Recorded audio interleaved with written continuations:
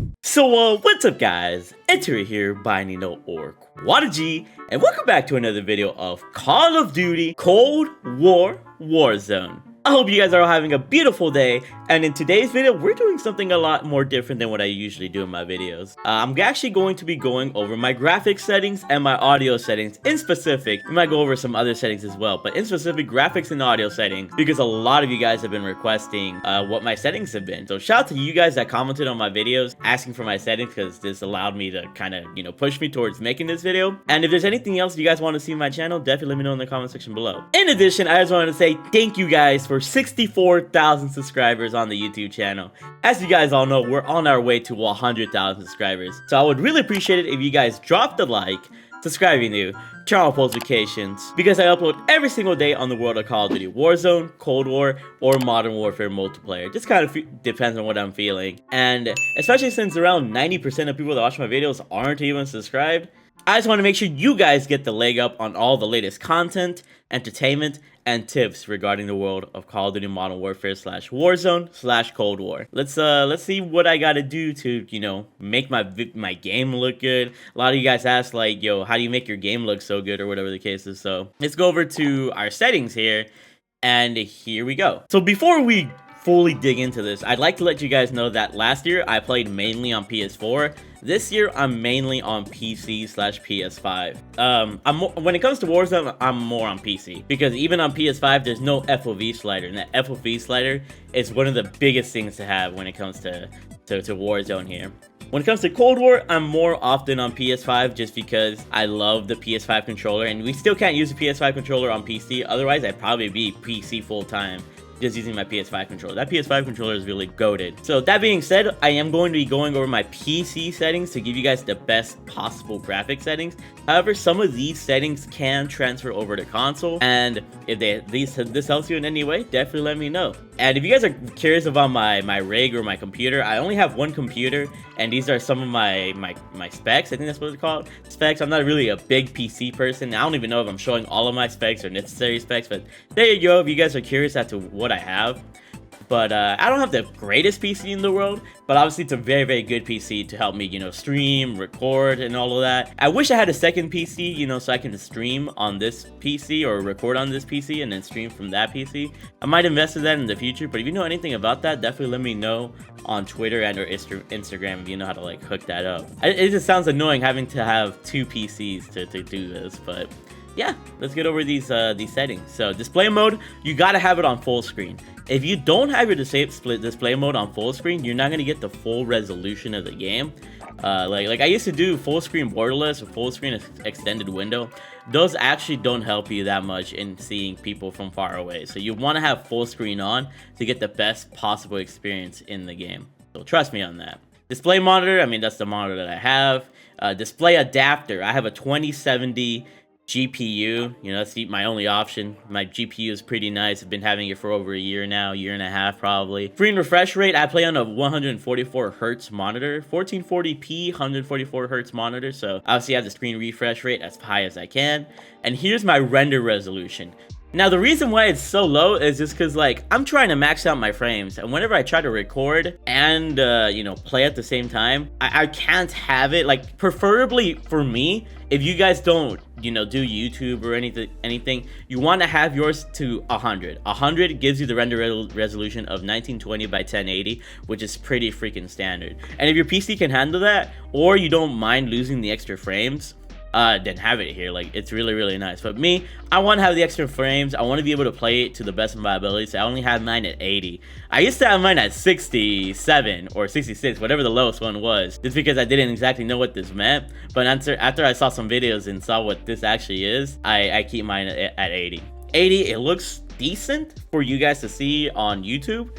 And then it also looks decent for me so I can locate people, because the higher your render resolution is, the higher you're going to be able to spot people, but you don't want to lose your frames. So I think 80 is a good spot for me as I'm a content creator. So yeah, that's how it goes for there.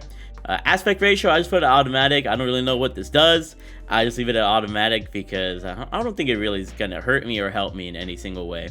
Definitely leave it at automatic. I'm pretty sure it optimizes to give you the best frame rate with this aspect ratio, so leave it at that. I have this disabled because I don't really want to have some input lag. As you guys can see in the description, it says it causes input lag, so I'm just gonna have it off because I don't want any lag. Custom frame rate limits. Okay, so these are my frame rate limits. In the menus, you should only go up to 60 FPS. It's kind of like takes the load off of your PC. Out of focus custom frame rate limit, I just leave that at 30. And in game, obviously, I only have a 144 hertz monitor, so it shouldn't be any more higher than that. So I leave it at 160. I don't even get to 160. The highest I get to at times is like 110, and that's what like I'm not recording. I average around 110 to 120 when I'm not recording, but if I am recording, like in-game, I go somewhere between like maybe 85 to 105, something like that. So my frames aren't the highest, but I don't want my PC to overwork itself, so I just leave it at 160. If you have one of the best PCs ever, then you can, you know, raise this up, but I just leave it like that. NVIDIA highlights to be enabled. I mean, I just want to be able to record. NVIDIA Reflex Low Latency. This is really, really nice. If you have both of these, then this allows the game to kind of be optimized to the best of its ability. The game will have the highest frames possible with reflex low latency. So definitely kept that enabled and boosted as well. For our display gamma, we have 2.2 sRGB. It just seems to be the most preferred for most people. And streaming quality should be low. This is just to kind of like keep a load off of my PC. I really don't mind it on normal, but it's gonna make my PC lag a little bit and I won't get the best frame. So I just keep it on low. Texture resolution, I like it on normal so I can actually see the game. You know, it might, you know, kind of hurt the PC's load, but I feel like normal is a must-have. Like texture resolution is upsetting. You should have at normal or high, just so you can see the game clearly. So normal is the way to go. Texture filter, I don't really care about this, so it's low. Particle quality, I don't care about the particles, low. Bullet impacts and sprays, if it's gonna help me increase my frames, then I keep it on low or disabled. I don't really want to, I don't care to see where my bullets land. Tessellation, I put it on disabled. On-demand texture streaming, I just put this on. I don't know what exactly it does, but I think it helps with like making the game look better, so I like that. All of these don't really matter. Shadow map resolution, you should keep that on low.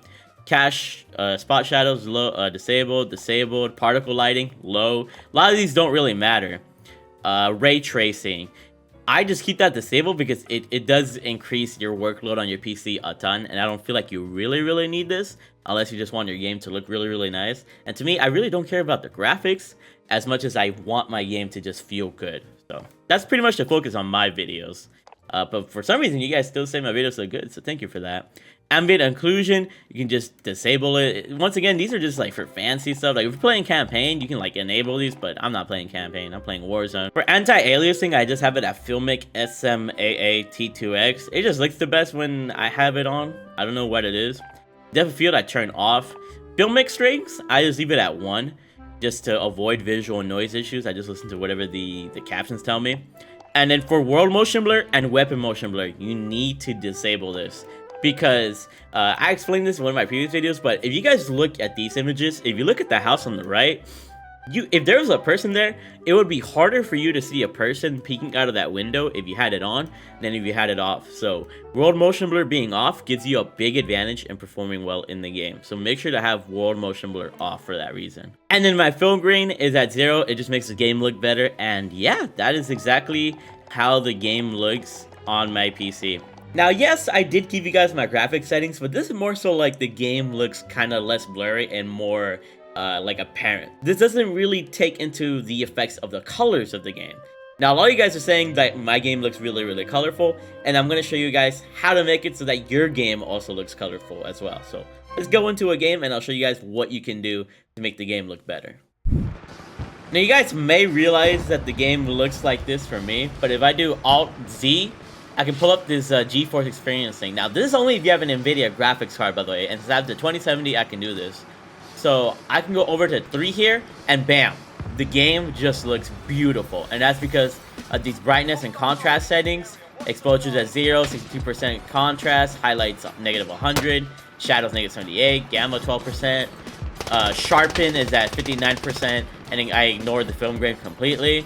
And then color is at 0, 3%, negative 10, and vibrance is at 100. The vibrance is what you really want to mess with.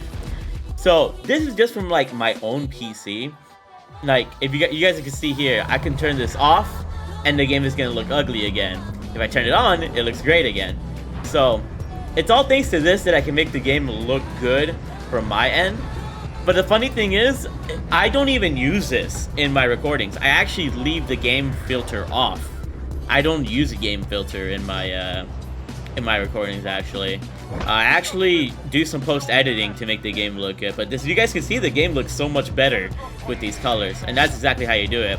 So you don't need an NVIDIA graphics card. Like, if you're on console, if you have an Elgato, you can do it on your Elgato. You know, you can turn the saturation up within your Elgato to make the game look good. If you have a monitor or a TV of sorts, change the saturation or change the vibrance. You know, there's a couple of different options you can do, but change all of those settings and just see what works well for you, because you can manipulate the colors to look really good on whatever screen you work with, you know, even if you're not a content creator like me. So, me, like, okay, I'm gonna turn this off with my magic skills. I'm gonna turn it off. And then when I'm editing this video, like right now, editing Hero is going to work his magic. Like, without me using my NVIDIA things, I'm going to change this to be colorful. Pretty good, eh?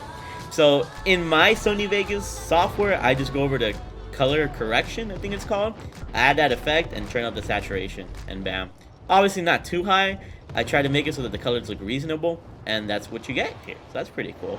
Now, let's go back to the settings and look at my audio settings and then finish up this video. So here we are on the audio settings, and if you want to be able to sound whore the best to your ability, make sure you have your audio mix on boost low. This boosts the low bassy sounds of the game so that you're able to hear, you know, the footsteps in the game a lot more clearly, and everything else is just kind of like a little bit more washed out. So make sure you turn on boost low.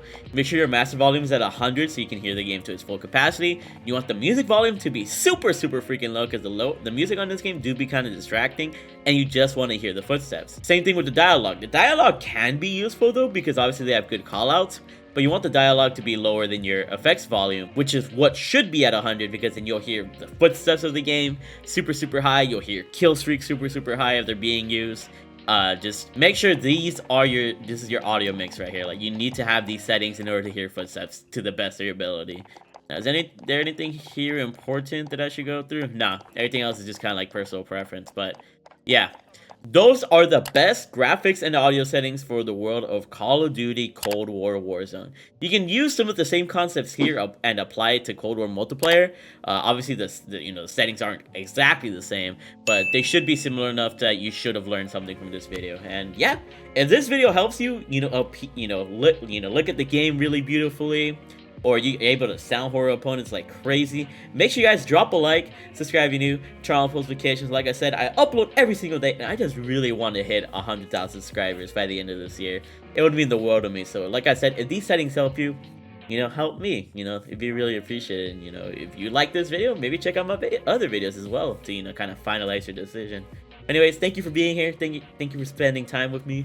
I freaking love you guys. Keep being big ballers. Follow me over on Twitch and or TikTok at TheMarkOfAHero. And I'll see you guys hopefully later tonight with another Warzone video. Bye. I love you all.